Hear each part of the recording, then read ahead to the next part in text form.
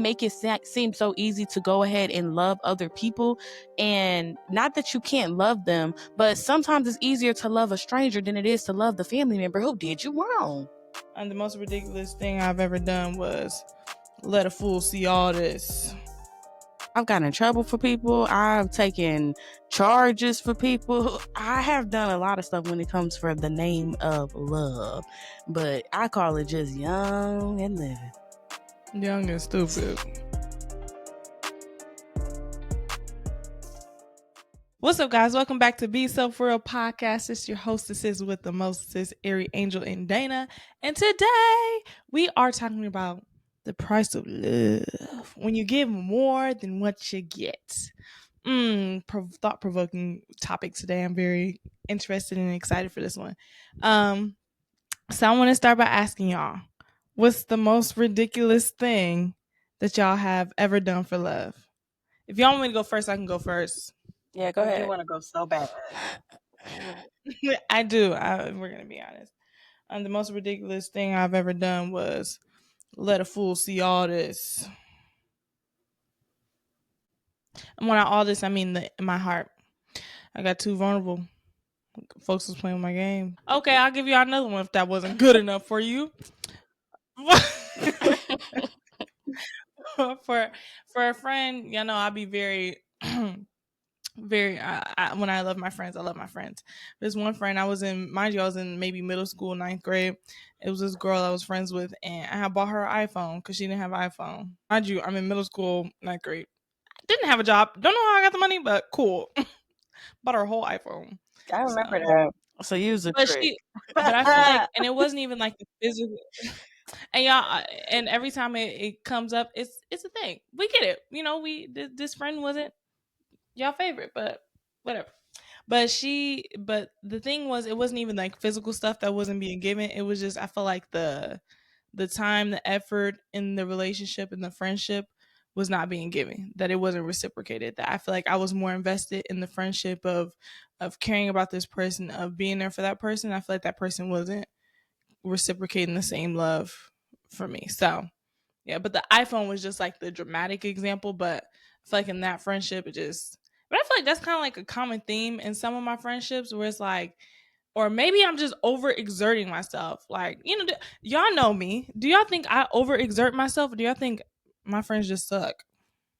Combination. Mm-hmm. I think sometimes you overexert yourself to sucky friends. Bars. Make it a t-shirt. Make it a t-shirt. This is great. A poetry slam. Okay. Well, with your background, we might be. Hey, what about you? Okay. Right. Because y'all supposed to laugh at the jokes. Y'all not making it fun. But cool. Go ahead, Airi. It would help if they were funny, but... Craziest thing, ridiculous thing I've done for love. I mean, just pick a year. I mean, I've done some crazy things. I've moved to different states for love. What part? The different states for love is for Jesus. I moved to a different state for Jesus. So that's something crazy I've done for love. Like moved to another state. Done for love. It's like out of love or the anger or the love I have for somebody that has made me angry, because I have just about done everything you can think of. The only thing I haven't done is I haven't like slashed tires or harmed anybody's physical property, but threatened somebody out of love. You know, trips and gifts.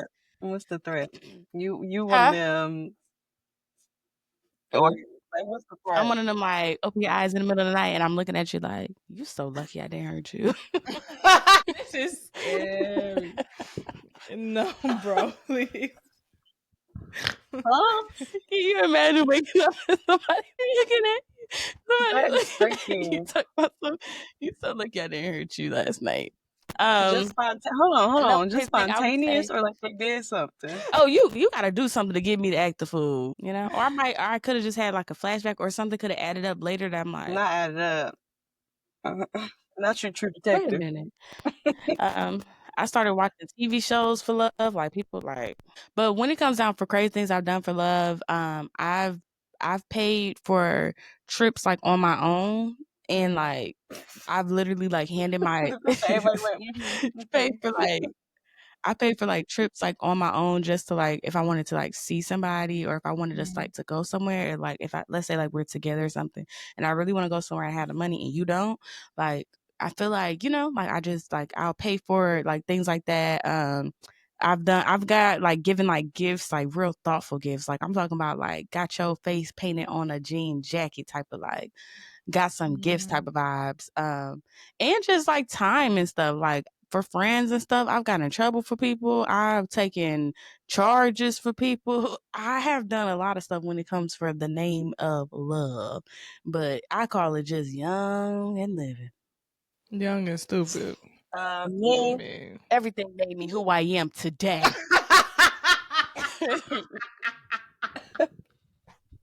I'm screaming. What about you, Dana? I don't know these people. So I guess the craziest thing I ever did, if we counted Jesus, if Jesus counts. Jesus count? He always counts. Well, I guess I live in California now. And you know, some of y'all know my story. That was crazy. Yeah. So this stuff that we're stating that's like crazy, is it really crazy or is it like crazy to other people? That was crazy. It's like, yeah. No, okay. I mean, when I look at me now and I look back, I go, "You did what?" No, it's crazy.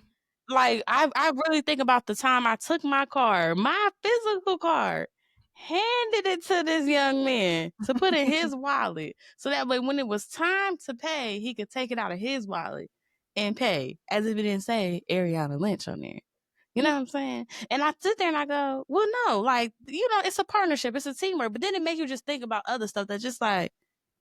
What? Like why did you do that? What question? Yeah, I don't know. You know, I think stuff like that. Just super quick side note and answer it as quickly as possible.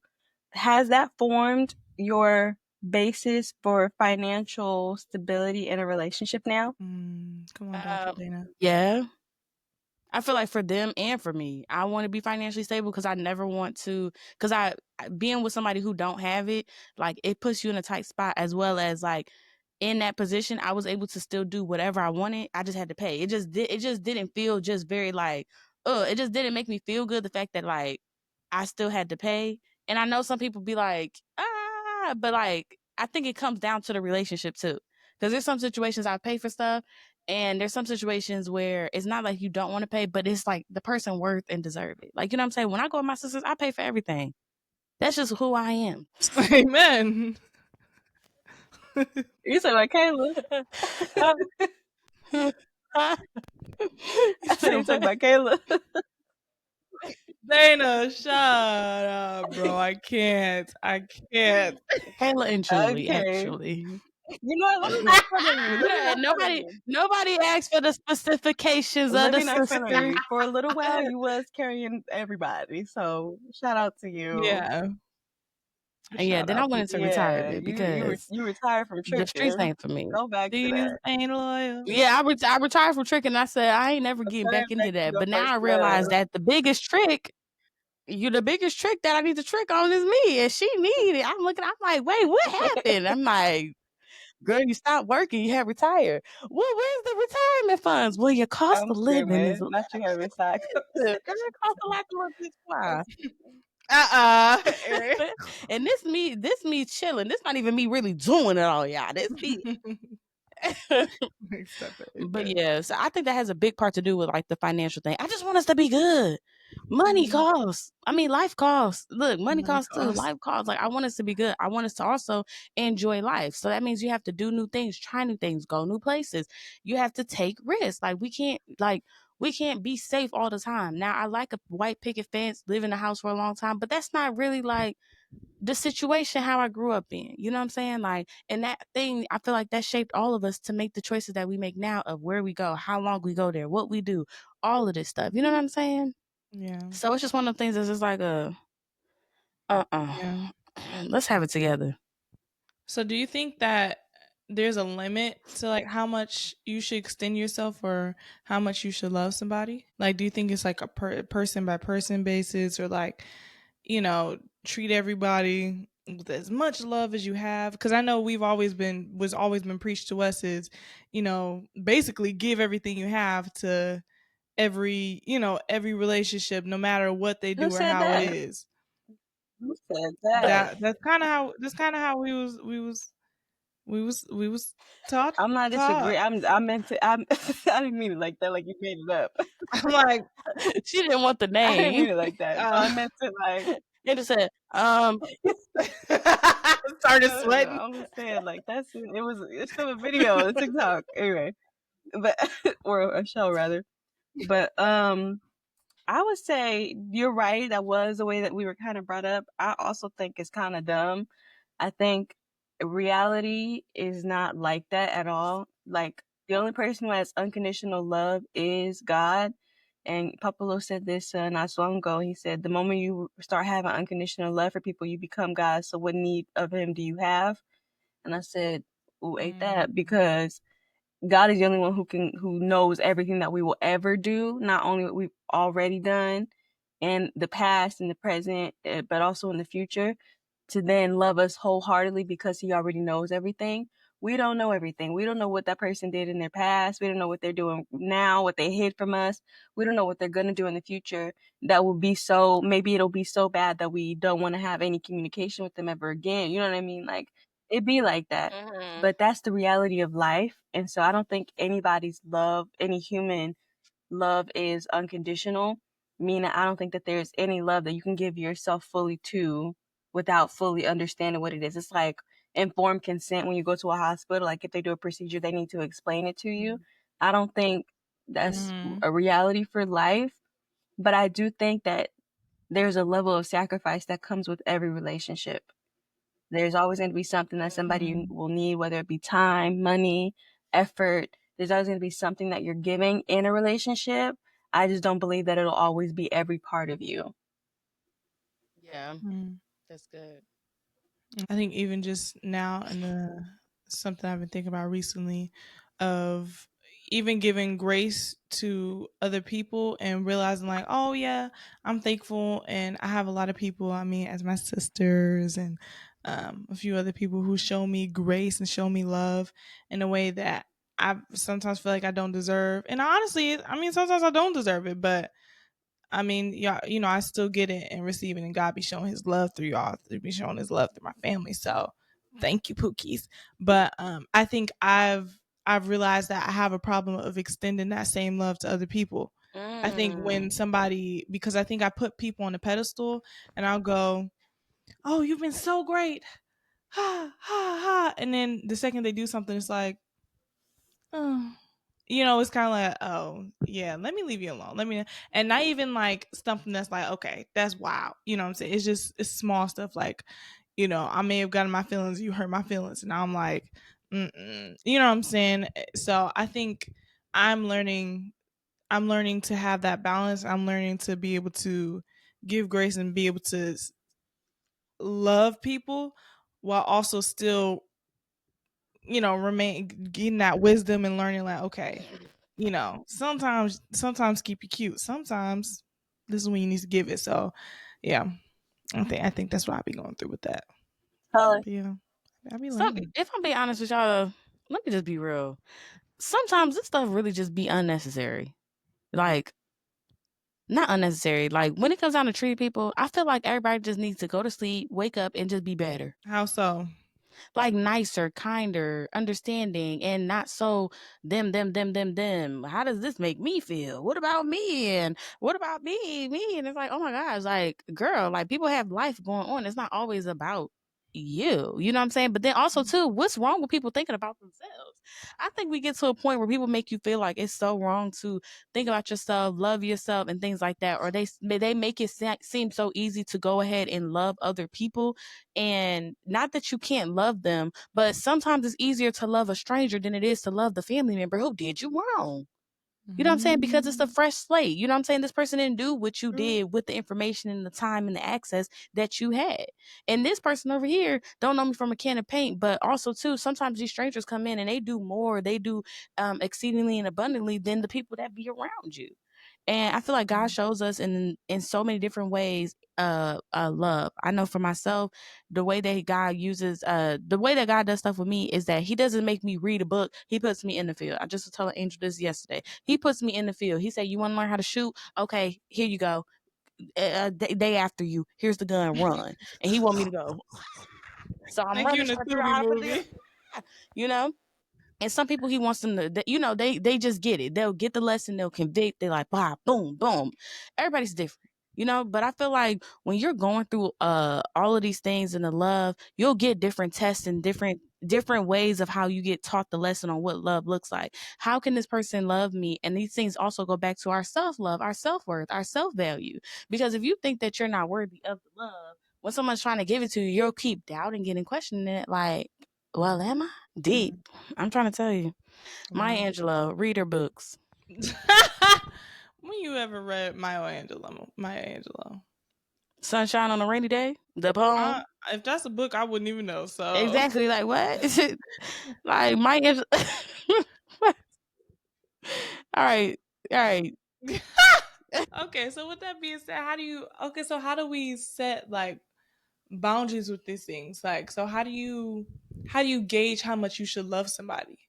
And honestly, how do you even how much should you gauge? How should you gauge how much you should love somebody?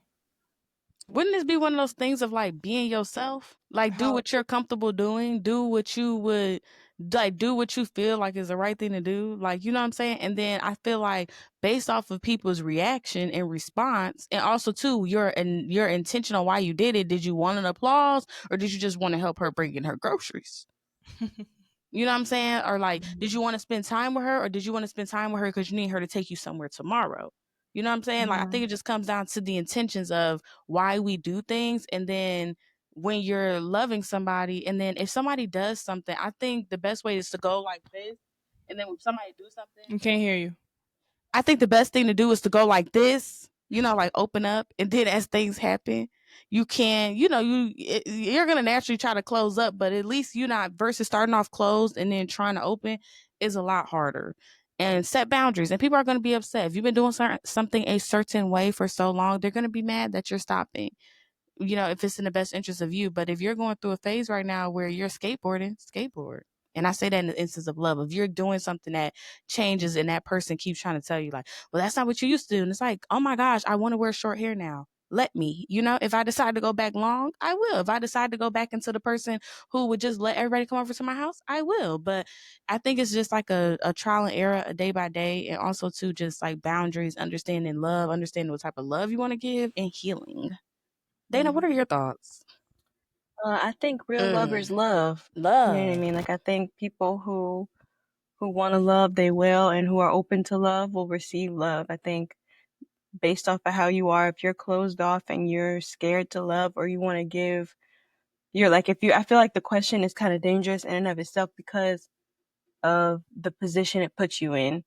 You go into love cautious over careful. Does that make sense? Like, I feel like those are two different things, where you're kind of in a place of like being scared to love, of like, well, let me not overextend or let me not overdo without realizing you're underdoing also. I feel like it's a one-sided question. But I think real lovers love. You gonna love, you know what I'm saying? And I think you can never be, or I think we shouldn't rather be afraid to love, you know what I mean? Or to love again, even when something like hurt you, you know what I mean? Or somebody hurt you or something. I think there's a lesson learned, but I think sometimes that lesson is singular for that relationship, for that person, you know what I mean? If an ex did a certain thing, that doesn't mean your husband's going to do that if you do the exact same thing. You see what I'm saying? Because people are different, But I think if you stop yourself from loving and your husband comes, you might miss him trying not to do the thing that you did before because the reaction that somebody else gave you, not realizing that that's not the same person. So I think it's a dangerous question in and of itself. Good. That's good. Dang, that's crazy. Because I've been thinking about it. I think I do be doing that. I don't know. I feel like I'm in between sometimes. I'll start off arms wide open and it'll slowly go. Oh.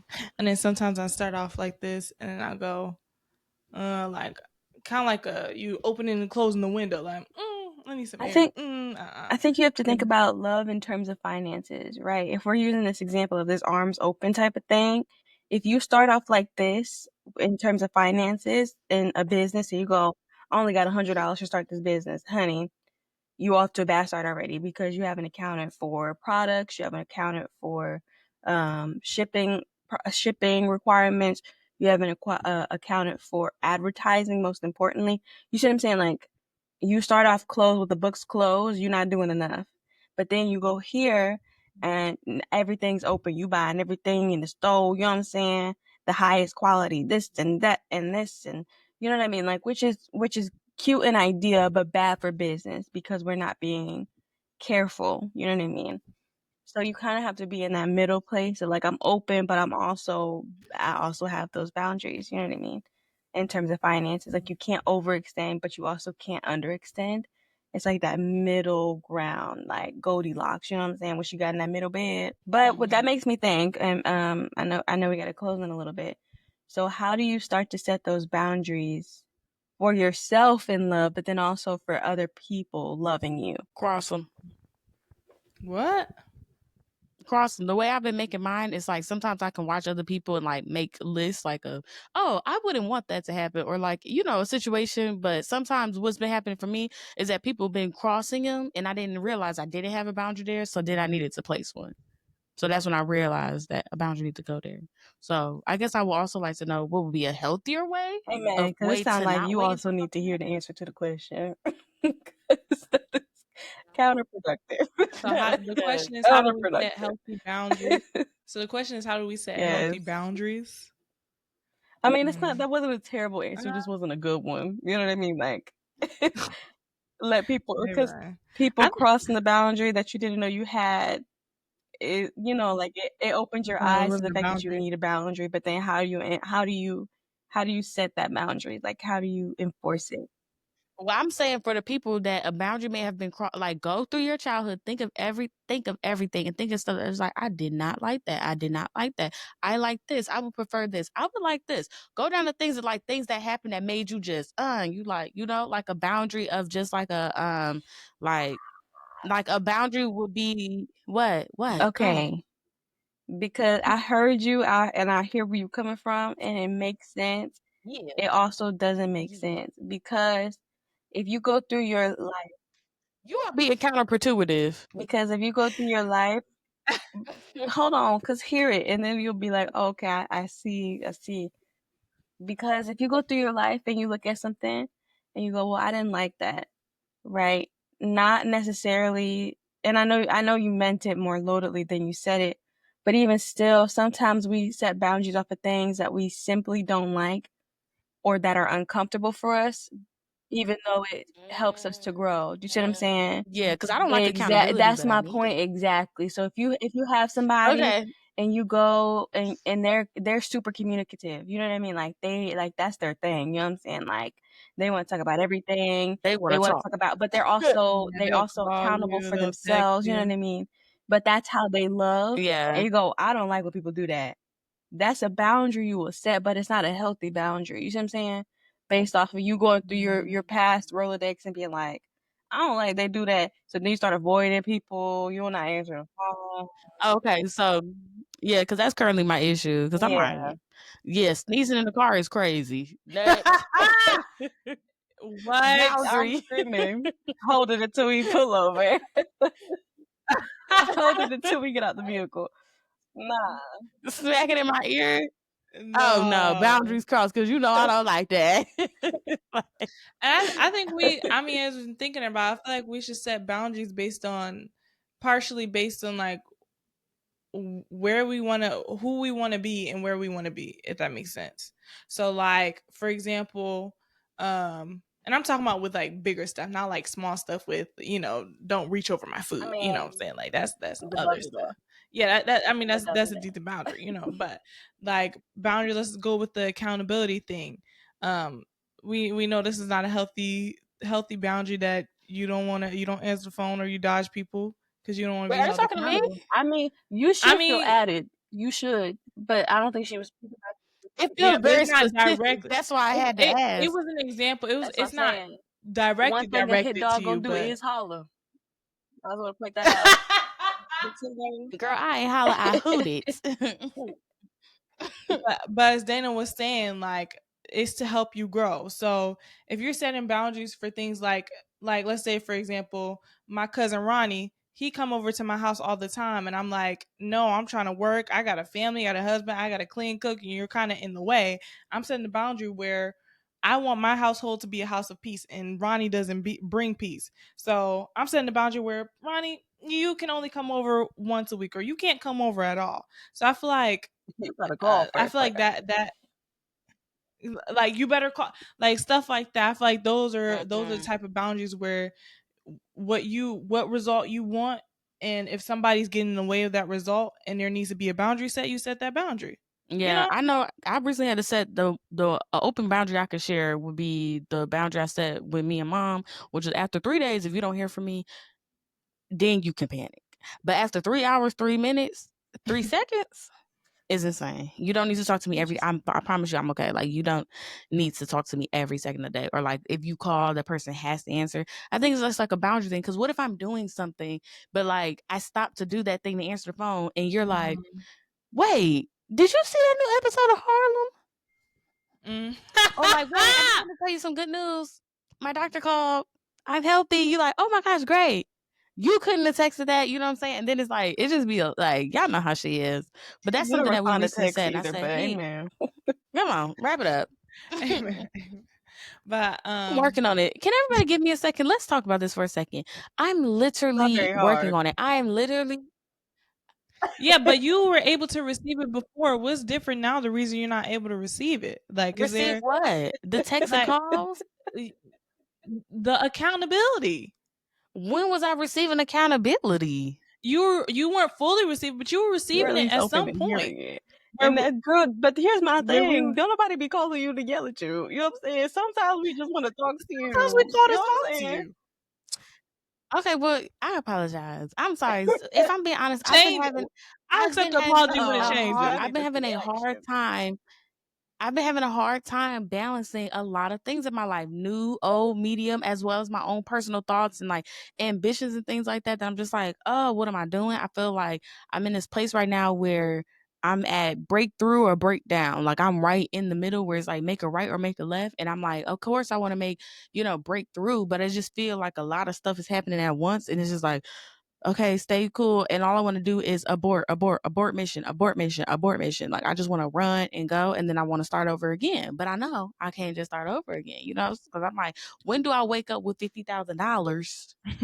You know what I'm saying? Mm-hmm. You know what I'm saying? Big rock on my finger. You know what I'm saying? And no kids. When? Okay. When you start being for real. That's what I'm like. Maybe then. I was just playing. I really need to journal right now. Huh? Do you journal? It's like me picking up a pen and paper. Well, you need to start doing. I don't know how honest you want me to be right now. I'm gonna go ahead. What you thought I was gonna say? Go ahead. No, I'm looking at Angel like she I'm waiting on it. I'm like, I didn't think you was gonna say go ahead. Dana talking about she don't know. Tell me later. This one needs to be for the world.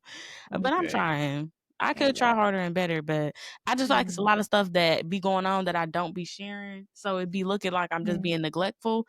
And it's just like a lot more, I just been a lot more private with some stuff that I'd be not wanting to overly keep complaining about or say when I know that everybody has already given me solutions to stuff.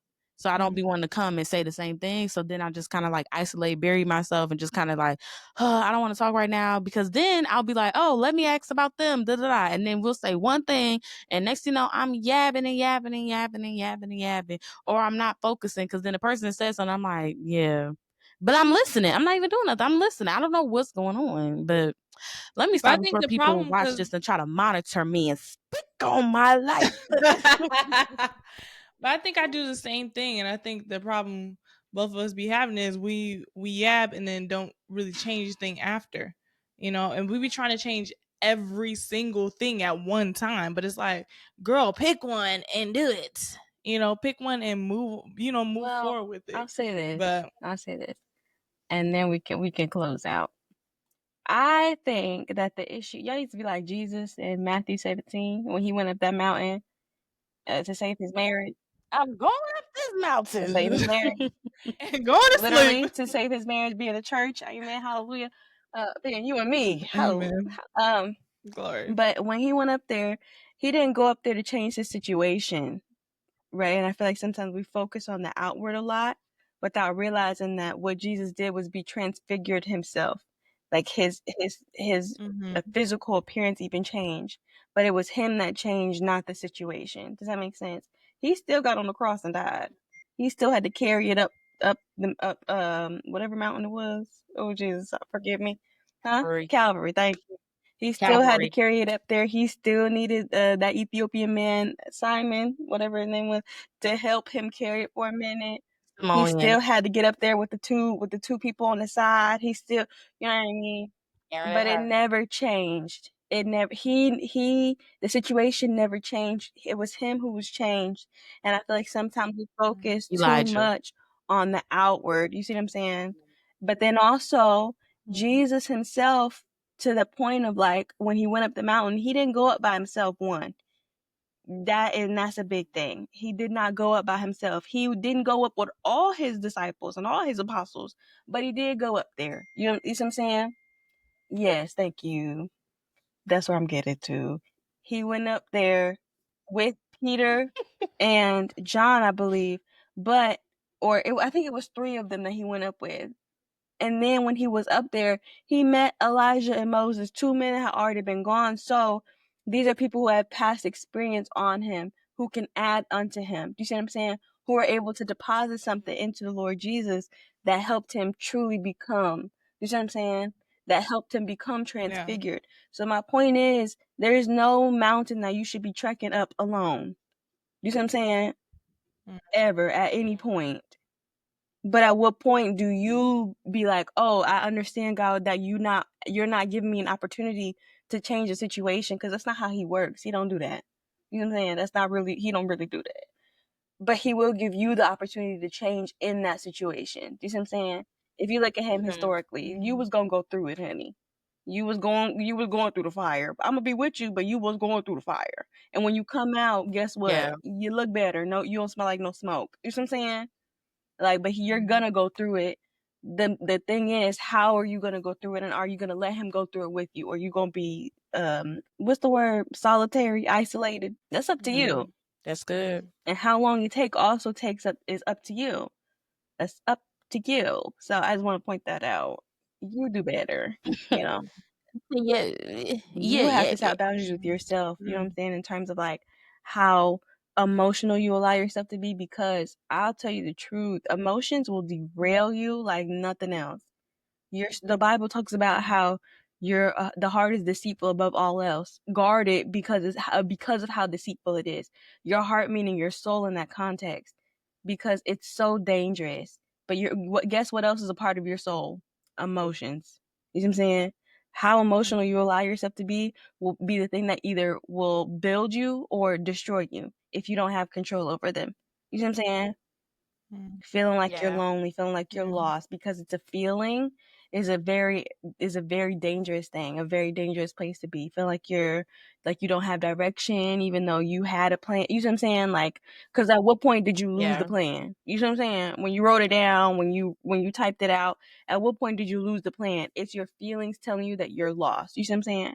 And that's how dangerous that is. That is so dangerous. But all of that is up to you, and how, be careful out here, y'all. Don't deceive yourself. Don't self-hypnotize, because you can't. You in the mirror with the clock. You know what I'm saying? Be careful out here, guys. No, I'm serious. That emotion thing will oh, Jesus. It'll mess, because that's what self-sabotage is. It'll mess up your relationships. It'll mess up your jobs, your careers, all of that based off of feelings. Stuff that don't even be rooted in the truth. Oh, be for real. Be so for real. Yeah. Maybe we can talk about that next time, because that's something I'll be. Oh yeah, let's talk about it. Amen. But that y'all not gonna get it today, so y'all gotta stay tuned. Y'all, this was good. We had a good little word at the end. Now it's time for us to go home. Time for us to take a nap. We love y'all. Make sure y'all stay tuned for Monday Lives. Friday, every Friday, 3 p.m. The episode will be dropping. So stay tuned. Make sure you email us. And we will see y'all on the next episode.